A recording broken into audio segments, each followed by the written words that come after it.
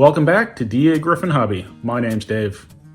Today was the Brick Train Show that is put on by East Coast Train Parts, and it is held at the Brick Elks Lodge in Brick, New Jersey.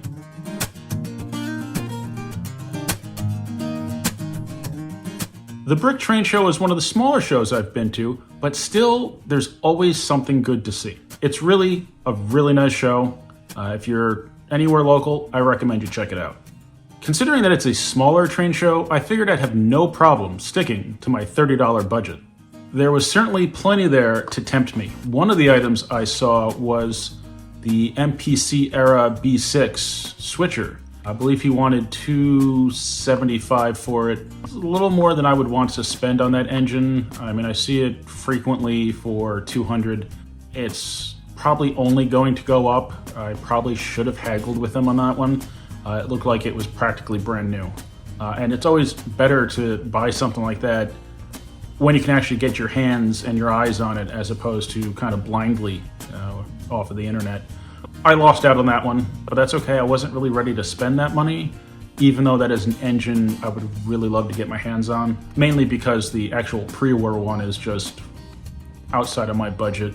And I've been very happy with the MPC era 040, so I figured the 060 would probably be a pretty quality engine and worth adding to the roster. Maybe next time I see one at a train show, I won't hesitate. Thanks to my buddy Nick from Nick's Crossing, I can't walk past a Weaver box. All right, plenty of times you'll see them and they're marked $30, $35. If you're lucky, if the person wants to get rid of them, they're marked for $20. This one was $15. It really didn't matter what was in the box, I was going to get it. And I'm happy I did because it's gorgeous, practically, or probably is brand new. Wabash Cannonball Freight Service Center Flow Hopper. Look at the size of that baby. That's gonna look great on the train. So thanks, Nick, for getting me hooked on the Weaver cars. I had spent $15 at this point. Still plenty to see, plenty to look at, plenty to come home with. A while back when I was gifted the Reading T1, he also gave me this Caboose with it. And I like this Caboose. It needs lights, windows, maybe a little contrast paint on the railings and stuff. But I've casually been looking for another Caboose, something with a little bit more contrast, a little bit more color, maybe a light, so that's always nice. I came across this Lionel Standard O Reading Caboose. And I liked the colors. I liked the wood side look to it. I just thought it was a really good looking Caboose. And he wanted $15 for it. So that was right up my alley. And that brought me to my $30 train show challenge budget. At that point, I had walked around the show once, looked at a bunch of stuff, but hadn't done any filming or pictures. So I had to go back around because that was half of the reason of the trip. And that's a dangerous thing to do when you've already spent your budget. I would like to say that I was strong and I held out and I held fast, but there were just too many things tempting me. So did I blow the budget? Oh yeah, I sure did. And I gotta stop going to train shows. It's only January 8th. It's January 8th, and I already need to stop going to train shows. I'm gonna have to find other things to do with my weekends. What really got me? A couple of Lionel cars. One of the post-war Lionel cars that I really like is this Baltimore and Ohio automobile car. It's a nice car, and I have a couple of these. Walking around the show, I stopped by JR Trains. He's kind of a fixture at train shows in this area. I see him pretty much every time I go to a show. I've gotten some good stuff from him before, some Mark stuff also, and he had also given me a Mark's car at one point. He had like one Mark's car with him and he kind of flagged me down and was here, you want this? Of course I did. So I had to return the favor and do some shopping at his booth, and he usually has like 6 tables, so he brings a lot of stuff. But anyway, the Baltimore and Ohio car. What's that have to do with what I bought from him? Well, he had this beauty. Look at that. That's gorgeous. A little bit bigger than the post-war. I saw this and I had a small internal battle about whether or not I was going to get it. And really, there wasn't much of an argument. It was just whether or not I got multiple instead of just one.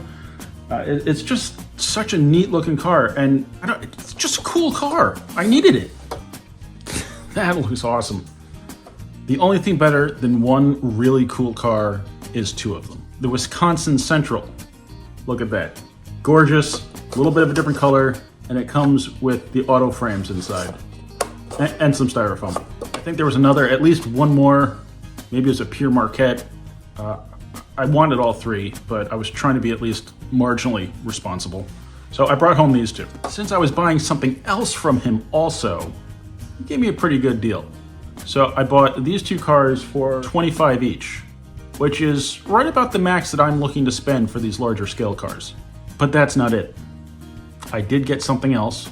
And no, it's not the engines behind me. Those are just some Williams Amtrak engines that I have for sale. 2 dummies and 1 powered. So if you're interested in those, let me know. So in addition to these cars, I bought an engine.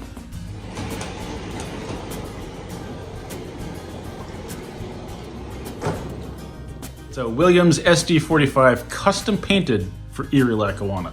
When I originally got the collection of Williams to sell, there was an Erie, Lackawanna. I can't remember if it was an engine or a dummy. It was one of those that I was like, ooh, I should hang on to this. And I didn't. Kind of regretted that. I was like, I kind of want an Erie, Lackawanna diesel, regardless of what model it was. So when I saw this on his shelf, I was drawn to it. I walked away from it and came back and walked away and came back, back and forth. And I was like, you know, I like this guy. He's always at the shows. He's always very friendly and nice to talk to. And I feel like I don't buy enough from him. So I was like, you know what? He's giving me a good deal. I'm gonna take this engine and these 2 cars. So for $150, I got that engine and 2 cars. I'm pretty happy with it. I do have to sell some of my own collection now though, because I've been spending too much. And like I said, it's only the 8th of January. It's a pretty neat engine. I'm going to be adding LEDs to it because the lights that are in it are very dim. The sounds are very quiet in it. It's got, you know, a good horn and bell. And at the show, I could hear it. Now at home, it's really quiet. So I'll have to open that up and see if there's a connection issue or maybe there's a volume setting on the board, but that's another day. I kind of just want to run it and look at it because I think it's pretty.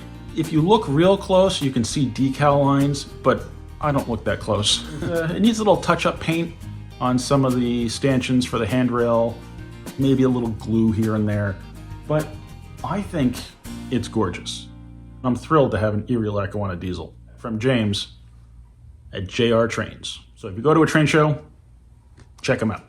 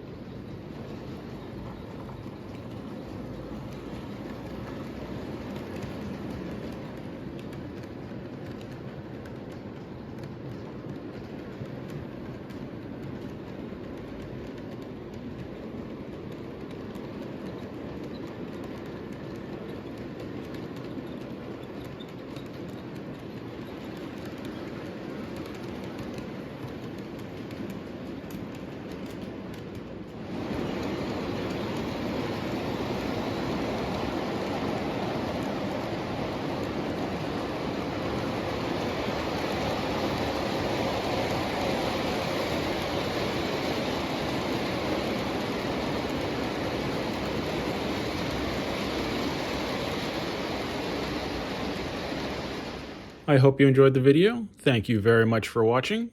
Please remember to like, comment, subscribe, and I'll see you next time on Dagryffyn Hobby.